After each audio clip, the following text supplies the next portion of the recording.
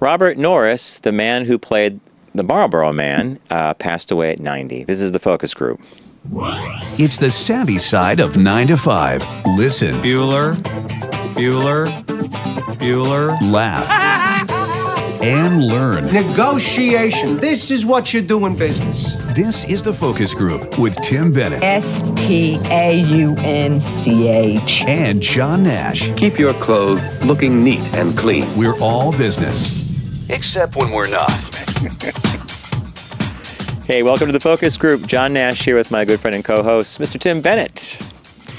FocusGroupRadio.com is the URL for our website, and when you go visit the site, you'll find everything out about us, including all the media we have there, video and audio, including Unbuttoned, our 20-minute Tuesday podcast.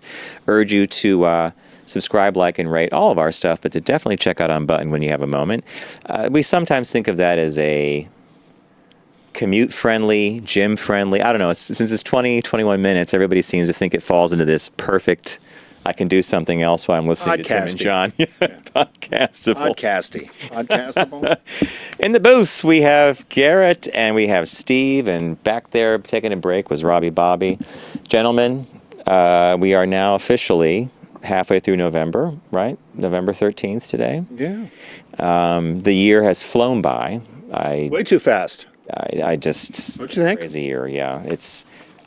I said to someone the other day, one of my neighbors, I said, I remember walking out of the building in June to take a walk to the park and then the grocery store and, shorts and a T-shirt. And now we're in some Arctic thing and, I had to search for my gloves. I didn't even have a jacket. Search for gloves. I'm like, okay. Somebody had that little vestet on. And I was at a dinner the other night. Our financial advisor firm, they did a nice little dinner for their clients, and one of the people at the dinner was like, "Oh, I am so happy the cold weather's here." I'm like, "Really?" Like, I don't mind it, but being like a cyclist, or if you run, or if you're someone who likes being outdoors, it poses challenges.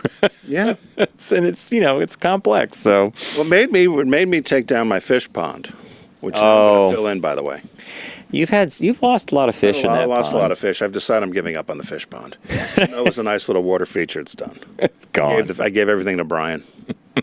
Here's the koi. Tank. The fish are dead. If the little herring didn't get them, the little guy came in and ate all the fish. They died. By the way, that's nature. Reasons. Right, that's nature. That's the nature. Raccoons would come in and have a feast. Nature's attrition. Yes.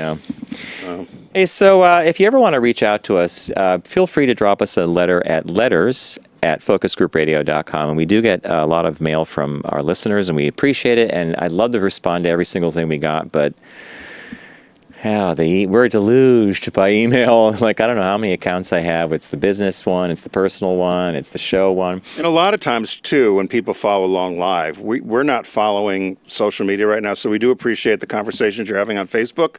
We just don't have anybody to monitor it. Fired them.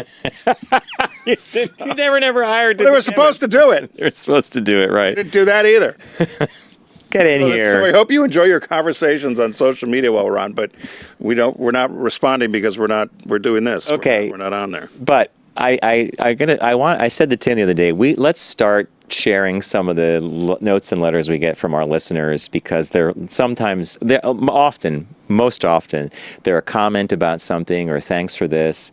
Like the week we did the Charles Atlas birthday, a lot of people really liked, because not only was it Charles Atlas, but it was also that unique little factoid about the 98-pound weakling ad campaign, which is like the longest ad campaign, though that little comic strip that used to appear in like comic books and stuff.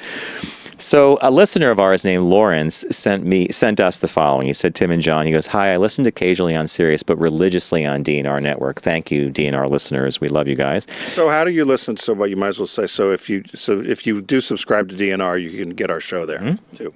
You can get the focus group. Yep. And we're trying to figure out how they can get Unbuttoned as well. Oh, okay. So he said, I have a few comments on last week's show. And this goes back to when Tim was profiling. So he said, Sarah Lee from Pleasant Haynes Business Birthday, right? He goes, for years I thought their slogan was, nobody doesn't like Sarah Lee. Nobody doesn't like Sarah. You could see how that would go, right? I recall this so vividly because I used to use it Schoolhouse Rock style to demonstrate a double negative.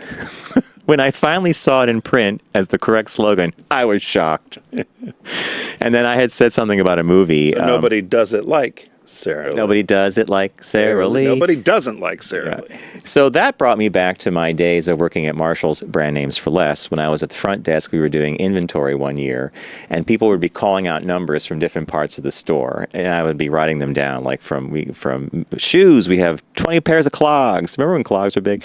So there was music playing, and it was the Motels, and the song starts, it's Only the Lonely. Oh, yes, I remember that. So I start singing along, and there's a microphone in front of me that's going through the whole store, and I'm singing, only the lonely get laid. I thought that was what it said, too. So that goes out across the store, and then I hear the telltale sign of my manager. She had a gait. She had a very authoritative way while walking. I had heel, click, click, click, click. She's coming down, and she's big smile on her face, Ellie Barabas. She's got this clipboard, and she's going right for me. I'm only the lonely get laid, you know.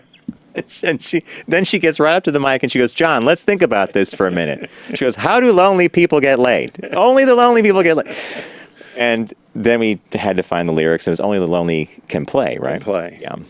Well, there was one, you can see it on YouTube, famous one in Philly, this daffy newscaster. And they did, because I love when they do this where they send stuff in of what did you think the song said? And this guy sends in the Whitney Houston song, Saving All My Love. And I'm saving all my love For you, yeah. She goes out live all across Philly, and you can see it on YouTube. She goes, so here's one from a listener. She's typical. It's the Whitney Houston song. It says, I'm shaving off my muff for you. And the guy next to her is like, whoa! This is on a newscast? Oh, like yeah. a TV? And so they're like, all this uncomfortable. She goes, what? What, did I say something wrong? And she's like, what's a muff? And they're like, well... She said that? And the newscaster's like, yeah, thanks, everybody. It's been great working with you. You know, it's kind of... Yeah, she read it. Oh, here's one. Here's one. Corporate office is coming. Shaving off my muff for you. I think there's probably a whole bunch of this stuff where we get the lyrics wrong, right? So that was from Lawrence, and he finishes the email by saying, John, the film you mentioned... he got the title right because during that show I mentioned the Orchard House rules, but it's Cider House rules. Orchard, cider, apples, oranges. We're in the same universe. It's orchard, apples, cider. But thank you, Lawrence, for the note. And nobody doesn't like Sarah Lee. Double negative. Yeah, so keep those cards and letters coming, folks. Hey, we want to welcome a new partner of ours here to the focus group, and this has been a really great experience for me. It's Hawthorne, and they make men's grooming and cleaning products, and we urge you to go to check them out at hawthorne.co. So it's HAWTHORNE.co.co. If you, in fact, order any of their products, we would definitely like you to take their quiz. They offer a quiz at the beginning. You get to the website, and you answer a couple questions about your grooming habits, and they pop back a recommended list of things to get. So I answered the questions, and the one that I did smile at was how many times a week do I shampoo my hair? Well, I'm almost bald, but I do, you know. Did they send you shampoo? I got shampoo. I didn't get shampoo. Did they ask you the question? Yeah, I got conditioner. Well, you have more hair. See, so maybe and you got the deodorant too. Deodorant's great. And Deodorant's fantastic. So a bar soap, and I got the Cologne Work and set. Play cologne, which I got is work great. and play as well. Did you? So when they ask you, because when you take the quiz, and if you're doing this for a friend too, if you want to do it at the holiday time, you can either take the friends or give as a gift, and they can go answer the quiz. But I liked what they did. It reminded me a little bit of some other products back in the day. But they asked, did you like the smell of Yes. of tobacco or leather, Like cinnamon or citrus? And I had talked with one of the people at Hawthorne afterwards, after I received my set and was talking to them, and I was shocked because one of the colognes they gave me for play is identical, smelling almost to an Hermes cologne I wear. Wow, that I love, you mentioned that they don't that. make anymore. And I said to them, I said, you really nailed it for me. I said, based upon the quiz I took, I said, I got this. I opened it up. I just couldn't believe it. And I said, Hermes doesn't make this anymore. So I have it on now, and I'm a scent guy. All right, so that's part of this Hawthorne. That's part of the cool thing about Hawthorne is the products they're great. Okay, so the scent part came along, and the only scents I've ever been exposed to, and they were gifts. Stuff people give you. So somebody gave me Kuros many moons ago. That white bottle Kuros, and so when the Hawthorne package came, and as I said, we got cologne. It was Work and Play, and deodorant and shampoo and soap. The first thing I did was open up the cologne, and the work cologne is the one that is my favorite scent. I like them both, but the work one instantly. Was it aqua based or what was it? Mine was aqua based. There's 50,000 different combinations, by the way. 50,000? Yeah. Over 50,000 combinations based upon your quiz. Mine might have been aqua based. Now that I think about it, the soap is a very large bar soap. It smells. Everything is. I'm going to say this about the scent. I'm not a huge scent guy, but I really like what they've done. The shampoo is very mild. The soap is great. It lathers up in hard or soft water. They have none of the additives, so it's as natural as you can get without having all those paraffins and other sort of chemicals in the soaps. And then the deodorant. Okay, so have you been using deodorant? I haven't used the deodorant yet because I'm waiting for my other one to run out. Oh, well, I started using it right away, and I love it. It's there's no aluminum product in it, Yeah. so years ago they linked that to some bad stuff, very bad stuff. It's all natural, and you'll notice with the deodorant, there's a very kind of a surface on the bottom of it. It almost sticks to the counter. It doesn't slide easily. Have you noticed that with it? So I think it's great. I got the conditioner, and the first time I used the conditioner, so I've used everything, but I'm waiting on the deodorant. The first time I used the conditioner, I used too much. And I was used to other conditioners I would use, how much you have to put in your hand. This you needed about the size of somewhere between a dime and a quarter. Yeah. And because it went a long way. So when I started using it, I realized I was using too much in the beginning. But I used it. I use it religiously on my hair, and the soap smells great. It takes the guesswork out of it for people and for guys. Yeah. You never really see guys going out buying scents or buying different smells or whatever. And this, well, you know what? Hawthorne.co, it will do a lot of the work for you. The other thing is if you don't like what was sent, it's 100% refundable, and you don't have to sign up for a subscription either. You can just do a one. When you're ordering, actually, it gives you the option to do to have a regularly come, or it's a one-off. You could buy it by itself. So again, it's hawthorne.com, HAW.co, sorry, HAWCHORNE.co, hawthorne.co, and you could use the word focus as your promo code to get 10% off your purchase. I've been really thrilled using it, and that's the thing about men's grooming products they're always intriguing to me, because if you were buying just normal stuff, you'd be left. You know what I'm getting at. This feels great. It has a very nice fragrance. It's not overwhelming. I think the products are done well. So we encourage you to visit hawthorne.co. .co and use the code FOCUS to get 10% off your purchase. All right. Thank you, Hawthorne. I'm enjoying my stuff. I'll tell you next time how the deodorant is, because my other one's just about done. Well, I'll tell you. I love using it. So what caught your eye? What caught your eye? Here's what Tim and John found. So this, I didn't know what to make of this at first, but I'll just tell you what happened. So there was a United Airlines pilot who was at the Denver airport at a layover, and the police busted in his room and arrested him for indecent exposure and apparently a lewd act in his hotel room. So he was in his hotel room. He was in his hotel room. It says a respected family man, an outstanding veteran aviator, Captain Collins, was the victim of an unjustified and warrantless entry into his hotel room, followed by an arrest and days of miserable incarceration. So if you're watching on our video here, there's a picture of the screen grab where the police came in. That's them handing him his clothes. That's him there. But I put that other piece of candy up there for you as an airline pilot. Garrett's even smiling. Some muscle guy in some kind of weird Borat singlet. I typed in "sexy airline pilot" and that's what came up. Isn't that hilarious? That onesie. Did you really? Yeah, that's what came up. It's a great tie. Isn't it? You probably need a bigger tie, though, wouldn't you, Garrett? Double knot. Double knot. Not a half Windsor, full Windsor. So apparently what happened, he was suspended from his job for 6 months. He was also running for election to serve as president of the pilots union, which he had to had to leave the withdraw his candidacy because of the arrest, and he still had no idea what was going on. He said he wished the hotel would have called him to explain what had happened. So he was sleeping in the room. He had no clothes on.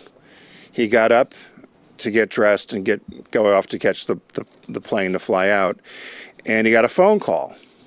So he picked up the phone. He said it was a 24-minute phone call, and he was standing in front of the window of the hotel. I suspected that was where you were going. People with this. from the airport or whatever could see in, and they thought he was flashing them, and they said he did a lewd act, which later they found did not happen, and they actually dropped the charges. But he said I was standing there in my birthday suit. I had no idea.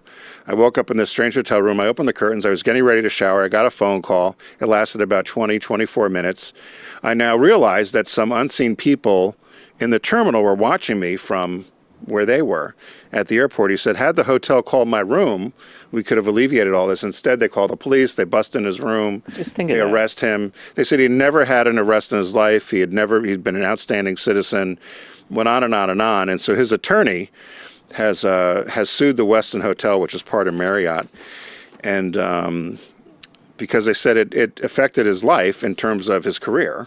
Well, I was going to ask, how do they backwind this? Did they expunge this whole thing and make it play like he never got arrested? I mean, the effects moving forward are, he wasn't. They said it was a wrongful arrest. They violated his constitutional rights, the right to privacy in his own room. The hotel did settle, and they said numerous members of the Westin were involved in this violation. They said in other hotels, to avoid any of these sort of issues, they usually tint their windows. That's why windows are tinted at hotels, so people can't see in. But he said it was very innocent to him. I guess we've all been in hotel rooms where you've had your clothes off and walking around. I didn't pay attention to clothes in the drapes or whatever. So, do you? Just as an FYI, downtown there's a hotel called the Standard Hotel. Do you guys know about the Standard Hotel? The one that's above the High Line, down by 14th Street? Sounds sort of familiar now that you say that. It's a white building. Half the building faces north, half south. People purposely book rooms at this hotel and have sex with the curtains open. And there are people that stand on the High Line to watch this stuff going on. So, yeah. Well, he got $300,000. Really? So it's what the hotel gave him, $300,000. Well, you remember the story we had a guest on, Rob Rossiello, talked about B. Arthur. Yep. She got in trouble with the hotel in P-Town. She didn't know. All people were calling and complaining that there was a woman flashing them at the pool. It was B. Arthur couldn't get the blinds closed. Remember? Yes, I remember that. She couldn't get yeah. That was a good story. Yeah. But did they erase the record ultimately? It doesn't say that. It says he... They did settle, and they paid him $300,000 for standing nude in his hotel room, and basically minding his business. It doesn't say whether he got everything expunged or whatever. They said all the charges were dropped. So wow. I guess that means everything was cleared, right? Yep. That means there's no record, but it did have an impact. Yeah. Yeah. So what caught your Well, eye? mine was different. We Halloween was a week or so ago, and by the way, what a riot in our neighborhood. They had a children's costume parade. When the parade began, these kids unrolled a banner, and Bob and I are up at our living room window looking down because they're only a few floors up, and it says "Oob." The banner was upside down. It's supposed to be "Boo," and nobody fixed it. How old were these kids? Oh, they're 5, 6, and then they had their parents. And the parade starts, and everybody's laughing at the sign and everything because it's kids. Nobody cared. Later on, I saw one of my neighbors. I said, I love the child parade this year. She goes, oob. And then she said, my 10-year-old refused to march. He's too old for it now. Instead, he was going to sit at the window and heckle the kids. People threw candy and stuff like that. Anyway. Did you throw candy down? No, we didn't give any candy out. Maybe next year. I'm thinking next year I'd like to see you on the streets. Maybe you can MC it. Maybe we could do the show up there. The children's parade. Parade. And by the way, everybody would dress their dogs up too. Oh. So a lot of dogs as aliens, or one dog looked like the Starship Enterprise with 2 warp nacelles. Very clever costumes. So I had found this article right after Halloween, and it's called 5 Things to Know About Smarties. I love Smarties? Powder pills. No, the Smarties are those Yeah. little tarts. Yeah. Powdered pills. And it's the women-led and family-run candy company celebrating 70 years in business. Now, I never knew this. So the maker of the candy wafer roll was founded in August 1949 by Edward D., who had immigrated with his family from London earlier that year. Originally, he launched the company as CEDE Candy, CD Candy. The founder changed the company name to Smarties in 2011. These days, the company has two factories one in Union, New Jersey, and one in Newmarket, Ontario, which produce over 2 billion Smartie rolls. Where do they make them? That's it, Smarties. No, so where do they make them? Union, New Jersey, and Newmarket, Ontario. Okay, so Canada and Jersey. And Jersey, yeah. So here are some 5 fun facts about Smarties that they did. A trio of cousins leads the company, and they're all women. Smarties is currently led by Dee's granddaughters, sister Liz D. and Jessica D. Sawyer, and their cousin Sarah D. Now, all these women started life differently. One went to Wesleyan University, earned a master's in media and culture. She had college loans. Jessica studied art history at the University of Colorado Boulder, and Sarah holds a degree in management and marketing from Emory University. All Smarties. It's all smart. But I'm pumped. Get that kick going. This makes the D cousins the third generation to run the Smarties business, the first all-women leadership team for the company, and fifth generation of candy makers within their family. Everything revolves around Halloween. October 31st is the Smarties version of Black Friday. It's by far the most important holiday for us. And in fact, the day after Halloween is when retailers begin ordering Smarties for next year. So the 11-month lead time. Say how much money they make? They did not talk about money, no. Private. Well, they said it's a Private particularly company. notable feat in the fact that the candy industry is $10 billion a year. And it's made up mostly by Mars and her, the big We got to come up with something like this. Smarties. I know. Workers at Smarties get a pretty sweet perk. They have flex time. They're allowed flex time. And every worker every year around Halloween gets 30 pounds of candy to share with friends and trick-or-treaters. 30 pounds. Wow. I don't know if it's all Smarties or not. Got to be. The company's 95-year-old founder stops by the office on a regular basis. It's nearly his 70th anniversary of Smarties, but he comes in all the time. He drops by the New Jersey factory just to make sure things are going okay. I like that. We've got to go to the Smarties factory. I would love to. Any of this. Union, New Jersey, how far away is that? It's probably pretty close. Anything. I drive through Jersey on the way down to you, so but I know Don't you think we the can. Smarties factory would be a good trip for us? Great tour. And last but not least, Smarties has an unspoken no spouse rule. Uh-oh. The company's current presidents are all in their 30s and will likely be at the helm for some time to come. As for how the company leadership will change in the future, the D's are comfortable keeping it tight-knit. So it's all women. I suppose you have an unspoken no spouse rule. So spouses aren't allowed to get involved. It's the women that are running the company. There you go. So that was... So it's family run, it's private, so they're not going to Yep. tell you how much they make. No, they don't have Tell to. you what, we got to come up with a candy. All right, so years ago when we were on Sirius, An app. we had to come up with Facebook You or should an have come app. up with Facebook. You were an early adopter with the computer. I don't know why you didn't do any of these apps or any of these things. People are making money hand over fist. I know. We're still I here know. doing this I show. hear you. I'd like you to do something like this. Can you come up with an app for something? Now, please. Go now. Do you have an idea for an app? No. Any ideas I have for apps would be no. No. Nothing. Nothing. No. Too bad. Speaking of another private company, it's our business birthday. Everyone does celebrity birthday greetings, but the Focus Group is the only show in the universe that celebrates business birthdays. Now, every once in a while this happens to us that the dates could be fuzzy.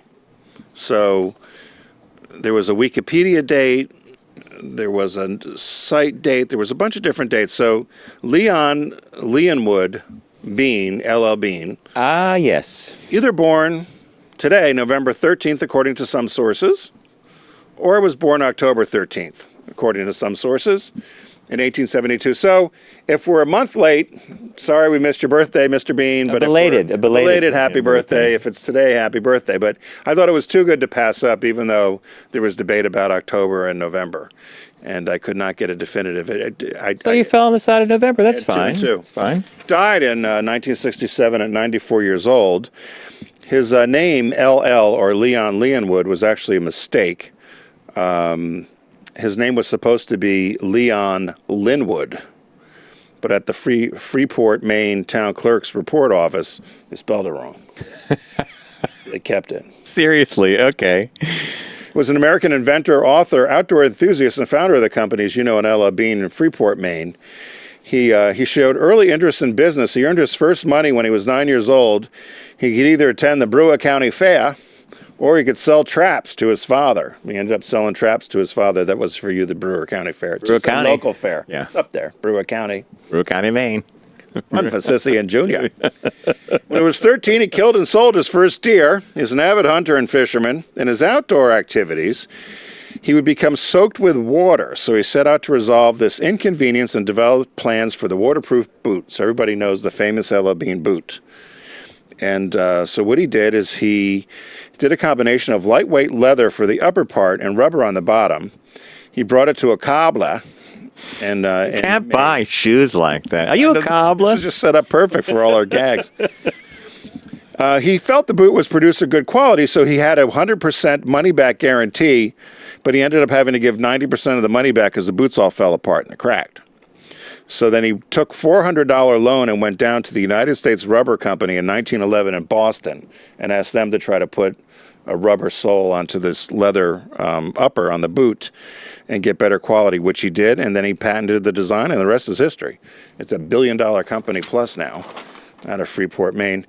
So in 1917, he sold enough boots to finally buy his own shop in Freeport, and then he realized the patenting of his invention. And throughout his life, he patented and invented a number of other outdoor items and equipment. He died in Pompano Beach in 1967, and the company finally stopped their 100% money-back return policy in 2018. And the reason being is people would go to tag sales and thrift stores and buy up all this L.L. Bean merchandise and return it for full price. And when I used to do work for them, they used to tell me, if you ever have old Bean clothes or if you see any at thrift stores, buy them and we'll pay you for them, because they would just have people scouring thrift stores and tag sales or whatever. Send back, though. So people weren't returning the clothes. But my grandparents used to always go to. We visited down from Canada. So we visited. There were pictures of us there with Steve Fuller, who's no longer there. He was the CMO. But when I worked with Steve and we did the Subaru LL Bean edition Outback. That was Steve zoomed in on a picture of Tim looking at a machine that actually did the custom stitching on the canvas, the canvas totes bag. And Tim's pointing at the screen, and the name they're stitching on that particular bag is Sassy, Sassy. I was wondering what I was doing.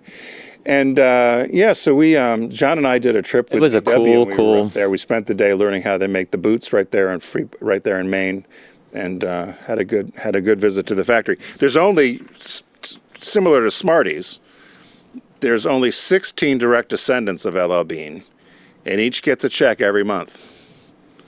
Pretty good check. And that was your friend Steve, who was the CMO, right? I never knew exactly how much, but it's a six-figure check. Wow. One of the 16 get every month. Wow. Well, 16 of them get every month. I want to say it's like 1.6 million. Good business birthday, and it was a really fun factory tour. And we walked out of the factory, and it was the boat and tote factory. So It was the boat, the boots, and the tote bags. I have never seen a happier bunch of people in my life.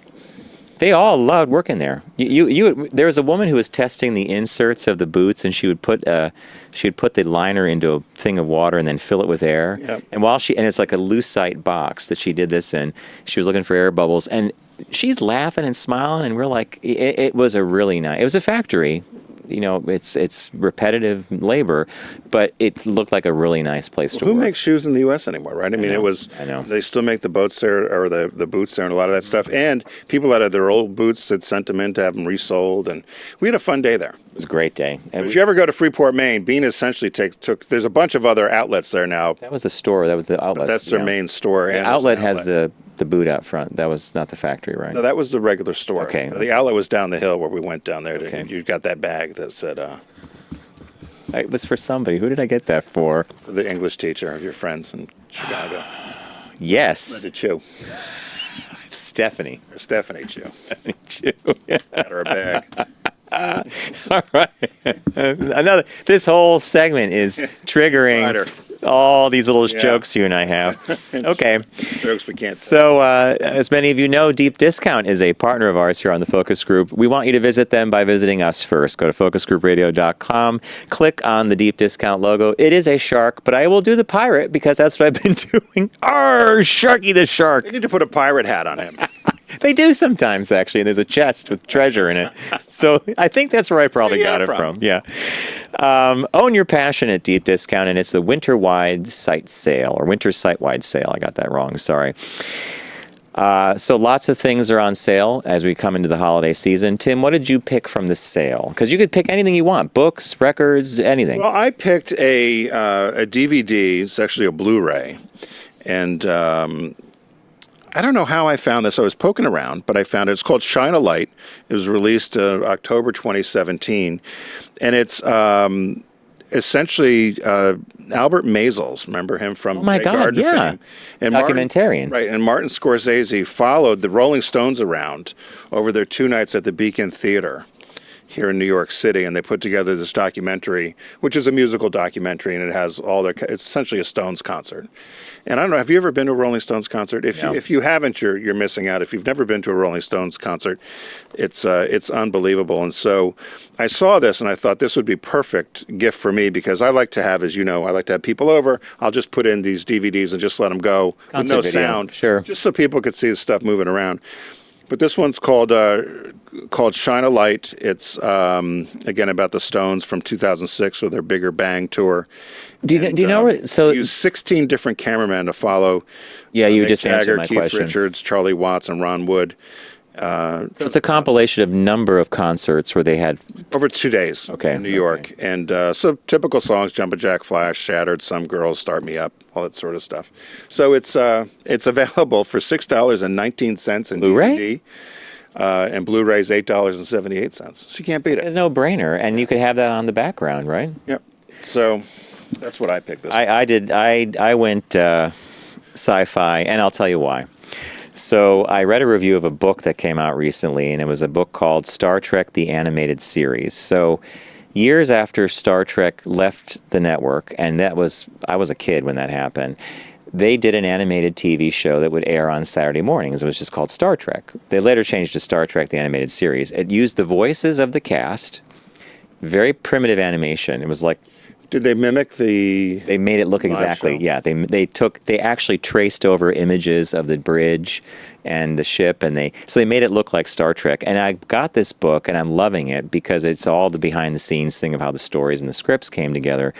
So based on that, I would say to you, if you are a fan of Star Trek, by all means pick up the animated series on Blu-ray, and you'll be treated to 22 episodes, each 22 minutes apiece. Does it mimic the same storylines? Oh, yeah. Yeah, in fact, the same writers wrote... I didn't know this as a kid, that all the same writers worked on Star Trek: The Animated Show. So it's the voice talent of Leonard Nimoy, Bill Shatner, Nichelle Nichols, George Takei, Montgomery Scott is James Doohan. Do they still get money for that? Like, does George Takei still get royalty, you think, from... You know that from a lot of this original stuff, no. They made their money at conventions where they would go and sign autographs and speak, and then they made their money when they went back on the big screen in the movie theater. So this was just one of those really cool things that I enjoyed immensely. And I think if you haven't seen the animated series since you were a kid, you might get a kick out of it. And now that I'm seeing it as an adult, I'm like, these are actually adult shows. The animation is, it's moving lips, and I read in the book that they always have the characters going left to right because they didn't want to draw the characters going right to left because that took more time and cost money. It's animation. Oh, so you would use it over Always and over the again. same character, but in fact, every door they go through is on the right-hand side. That's like when I knew with the Flintstones, when you would see them running somewhere and they would run by the same stones. The same It's the tree. same background, right? That's when you knew you were getting older. So, and then another little tidbit that I got out of the book on Star Trek: The Animated Series was one of the directors, they thought one of the art directors might have been colorblind because he was always okaying pink and purple. And it turned out, no, he wasn't colorblind, but the director was colorblind, and he was looking at stuff, and he thought it was gray or black or red. He's like, okay, go with it.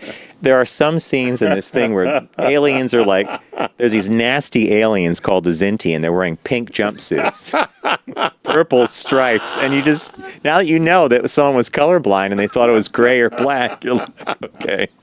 So I bet that animator did that on purpose. no. Well, one of them did because the art director wanted color.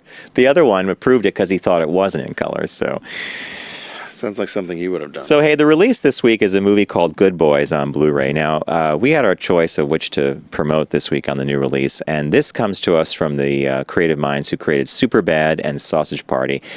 So while Tim and I were on the phone earlier in the week kind of mapping out the show, I said, Tim, we've got a couple of things we could do with this. Let's check out Good Boys. So we Googled Good Boys reviews. Yeah. And up came a bunch of fairly positive reviews, with the exception of, well, they all said the same thing.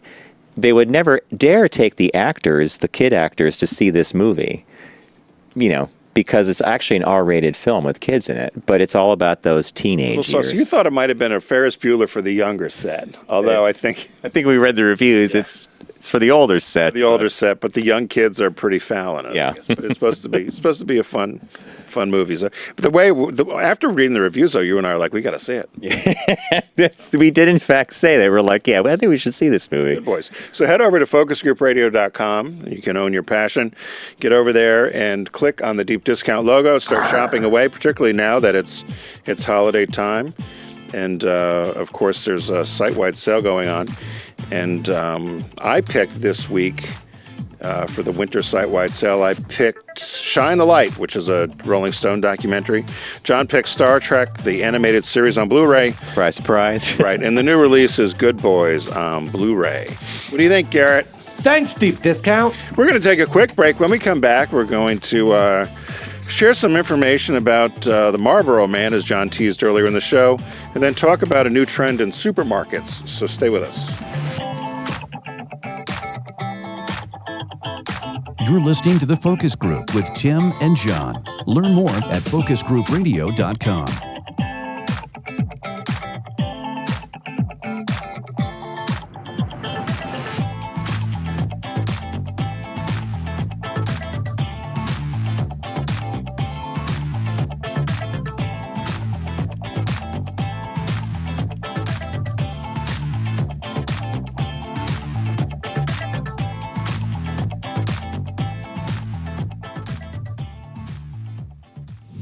Focus on the savvy side of 9 to 5 with the Focus Group. Try, really try. Listen, laugh, and learn with Tim and John. I never try anything. I just do it. Hey, welcome back to the Focus Group. John Nash with Tim Bennett. Focusgroupradio.com is our URL, and we invite you to visit the site and check out all our media, audio and video, including Unbuttoned, which is our Tuesday podcast. It's about 20 minutes long, and we would like you to try that out and like it and rate it. So at the beginning of the show, I actually talked about, or I teased this article. Robert Norris passed away recently. He was 90 years old, and Robert Norris is famous because he, in fact, is the original Marlboro Man from the TV commercials. And he started that gig years ago. I think it was back in 1955. Now, Norris is a rancher who took the role of the Marlboro Man in television commercials for the cigarette brand, but who abandoned the campaign because as a non-smoker, he felt he was setting a bad example for his children. So he died on November 3rd in Colorado Springs. I think that alone just tells you everything you need to know about advertising, right? Yeah.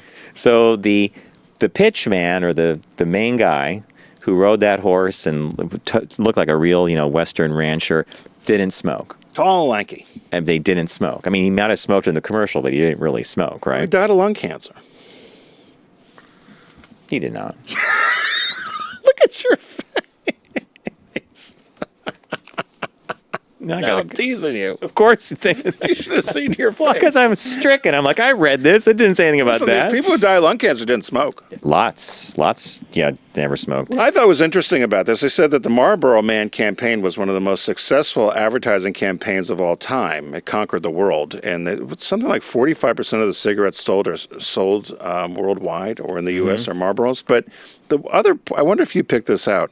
Marlboro was founded as a women's cigarette. I did pick that up. Yeah. It was repositioned as a rugged masculine product in 1955. I just can't imagine. Talk about the strength of advertiser. I can't imagine that as being sold as a woman's cigarette. So the ad agency was Leo Burnett worldwide. And when I read that, and it says worldwide, you're still laughing about in your face. Died of lung. What? Because that would be right exactly what you would expect. But yeah, so Leo Burnett rebooted the brand, and then that little semicolon found it as a woman's cigarette. Yeah. And I do not. That red box Marlboro, that is like a guy's cigarette. So it's hard for me to imagine that they actually thought that was. Did you smoke Marlboros? When I smoked in college briefly, I started with Marlboro Red, moved to Parliament, and then Vantage, and then Marlboro. Vantage. Oh, I did I tell you this? I think I told you on another show. After I gave up, years went by, and I remember having a cigarette, not even a whole one. I couldn't believe. I was like, it was. Did you smoke a lot? No. No. You're a social smoker. Greg used to always call me the fake smoker. Yeah. So Greg goes, you're not a real smoker unless you go through. He had a whole thing. You had to have 1.5 packs a day or whatever it was. But it wasn't a hard habit to kick, by the way, not for me. I just woke up one day and I was like, this is it. And it was getting expensive. What are cigarettes now? Oh, gosh. Hey guys, what are cigarettes now? Like 8 or 9? $11 a box or something? That much? In New York City? Yeah. 15. 15? Whoa. So if you're a 2-pack a day, that's $30? Yeah. I don't know anyone that's 2-pack a day anymore. No. My dad was, and that's past Is it because tense. of the cost, or do you just think people are not smoking? It's harder to smoke. You can't smoke at work. You can't smoke. It's just harder to even get that many cigarettes in during your day if you wanted to. Yeah. You're right. And this is back, when we started working in all our offices, people could smoke, smoke at work. Yeah. Smoke on the plane. And I think I told you that story before when Greg and I did the stint at Winston-Salem, and they rolled the cigarette cart around every day. Winston tastes bad like the water I just had. Anyway, tall and lanky Mr. Norris was, in fact, the face of the brand, and he was quite a philanthropist. He was born in Chicago in 1929, married a woman named Jane Wright, graduated from DePaul University in Indiana, and moved to Fort Collins, Colorado, and then he was a rancher. So pretty cool, though. And so passed away at 90. I think 90 is a good age. 90's not bad. Good age. His obit's posted at focusgroupradio.com. It's posted on our Facebook page, Focus Group which Radio. is Focus Group Radio. If you go to Facebook, you'll see his obit there. What was our second? Second story is a quick one, and it's a business story, and both business. That first one was advertising and marketing and personality. This is about supermarkets, and the headline reads, "Why Supermarkets Are Building Dark Stores." America's top supermarkets are facing a new challenge. Grocery aisles and stores aren't suited to meet the growing demand for online orders. Now, I read that, and it took me a while to figure out what they meant by that. So, let's say you shop at Whole Foods lately. There are people running around that store With baskets and carts. They usually wear whatever the branded shirt is, and they weave in and out, and they're specifically going to pick everything for someone doing an online order.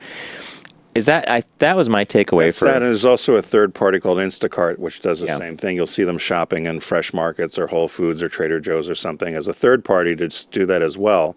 And people are complaining that they're clogging up the aisles. They're getting in the way. People that are regularly shopping. Now, 5% of U.S. shoppers buy their groceries online. Analysts expect that number to rise in the coming years. I really would love to know what they think that number is going to go to, because outside of canned and packaged goods, I prefer to actually see the food I'm buying.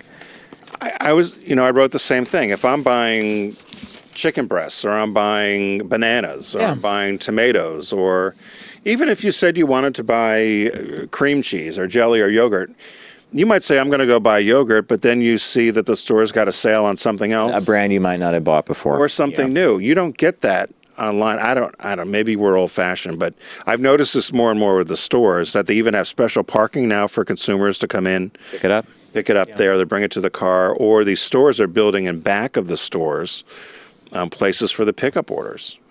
And it's gotten so big in some places, I think, as the article mentioned. That's what this dark stores is. Right. So what's a dark store? So a dark store is they will build what looks like a grocery store near a suburban or urban hub, and its only purpose is to be basically a pick house or a warehouse for pick packing, whatever they call that. 40,000 square feet, 30,000 square feet. They do employ workers, but the interesting thing that you probably came across in this too is it's a slim margin business. Yeah. You know, it's a volume business. It's not about making it on one sale. So they said that having people pick orders for you, the consumer, pack it and send, there's a cost to that, right? So if they can get them into this dark store where there's no other business going on except these people running around fulfilling someone's orders, that's what they're doing. So you may actually you may go by what you think is a store, but it's a dark store. They said it's set up like the grocery store. Shelving, the whole bit, yeah. I don't know. You know, I still get mad. I don't like the self-checkout because I think it takes a job away from somebody that could be a grocery checker. And it's annoying. It's annoying. It never works. Put the thing in the bag. Put the thing in the bag. I've walked away sometimes with leaving all the stuff there. I get so aggravated. I bet they have a lot of people do that, actually. Well, it's aggravating. You can't, unless you're going with one or two items, you can't take something off the thing and put it in the cart. And if you're there with a big shop, you've got to take stuff off and put it in the cart. Remove the last item from the bag. So last time we went grocery shopping, all the lines were crowded, and we didn't have a lot. But Bob was, let's do the self-checkout. And before we got up to our machine, I was watching a guy do it, and he had a full cart. And he didn't put the items on that spin thing with the plastic bags that hang. He put them on a shelf that's part of that whole the scale system. He was flying. He's putting stuff up there. So there's this shelf. Yeah. That's part of the scale. No, I've done that too, but you run out of room. Well, eventually he had stuff up there. He had stuff on the round thing. And then when it was all done, he had to go back and bag it all into his reusable bag. We did the same thing, but we were in and out pretty quickly. I prefer a checkout person. I really do. I don't mean to be like old-fashioned, but hi, how are you? I've had things happen at the checkout where the person goes, did you pick up the coupon that was available in the deli section because this is half off? Oh, no, I didn't know. Oh, don't worry. Beep, I'll scan it for you. The machine's not going to do that, right? Well, I know in some of the stores that employ me, there's some, it's usually older female women that are the checkout people that have been doing it all their life, or they've got some special needs kids that are bagging and doing some of the other work within the store. And I just think it's being supportive of going through a checkout and having it bagged and having somebody. Our upstate store uses people that use the COARC program. It's a special needs program. And they couldn't be happier to be there. Yeah. And they're always very gracious. Job and they love it. It's social. It gets them out. It teaches a skill. And it might not be the greatest skill in the world, packing a bag, but there's other skills in there too. There's working with your coworker at the register. There's saying hello to the customer. One of the girls has a crush on me. She calls me Chicken Man. Because you buy a lot of chicken? I just buy the damn chicken, that roasted chicken for the dogs a lot of times. Here comes Chicken Man. What store is this? Giant. Calls me the Chicken Man. Chicken Man. I laugh. Hi, how are you today? Okay, chicken. And here's the thing you can do with a cashier that you can't do with a machine. So I'm waiting in line one day, and this woman's in front of me, and she's yammering on the phone, barely paying attention to the checkout person who's doing their job. Rude people. Don't stay on your phone if you go through a She's service. fiddling with her card, and she pushes her thing in, and she didn't even have one word for the bagger or the checkout person. And so I get up to the counter, and she starts ringing through, and I said, have you been outside yet? Have you been on lunch break? Oh, no, how is it? I said, if you go outside and eat your sandwich or something, it's a beautiful day. And I said, by the way, does that go on all the time? She goes, oh, honey. Yeah, you're honey, too. Depending on the age of the cashier, I was honey. She goes, oh, honey, it happens all the time. She goes, all the time. And she just smiles. She goes, of course, she didn't realize that there was a 2-for-1 going on, but how could I talk to her? So there are a number of items that she had to pay more for because she didn't bother talking to the cashier, right? We have a friend who has a fast food business that when somebody does that on the phone there, he says, I'll be happy to take your order when you get off the phone, step aside. Yeah. By the way, I don't think there's anything. Hey, just to wrap. Interact with people. So dark stores. If you see a grocery store, it may not be a grocery store. It may be. It may be a fulfillment Dark center store. first. But did you happen to see the article on CNN? It was about a sign that an Arby's manager posted, and he said, if your child cannot sit and eat their meal quietly, if your kid can't do all this, please don't come to the restaurant. Really? So a woman who is the mother of a 2-year-old took a picture of this, and she was going to shame the store on social media, which is everybody loves. Backfire? Everybody loves doing this now. Let's all have a big voice outside of our big outside voice. She posts it. 90% of the responses she got were like, you know what? This is true. If you're a child, and so she had maybe like 6 or 7 things like, yeah, you're right. How dare they do that? The rest was like, you know what? I hate when the people let their kids run around, bumping into people, screaming, yelling. I'm not the babysitter. Yeah. I love kids, but I was not hired as babysitter, right? Yeah. So anyway, there you go. Well, good. Well, hey, thanks for joining us. Thanks for the boys in the booth. We got Robbie, Bobby, Steve, and Garrett. Thank you, John. Thanks to our new partner here, Hawthorne. Co. Men's fragrances and soaps and conditioners and deodorant and work and play cologne. Go to Hawthorne, HAWTHORNE.co. It's hawthorne.co. You get 10% off your first order by using the promo code FOCUS. We also want to thank our friends at Deep Discount. There's a winter-wide sale going on. I picked the Rolling Stones' Shine the Light. John picked Star Trek, the animated series, and the release this week is Good Boys on Blu-ray. Thank you, John. Thank you. For everything this week. We want to make sure everybody is having a safe time on the roads this year. Don't text and drive. Arrive alive. And we'll see you on our podcast on Tuesday. TFG Unbuttoned. Take care.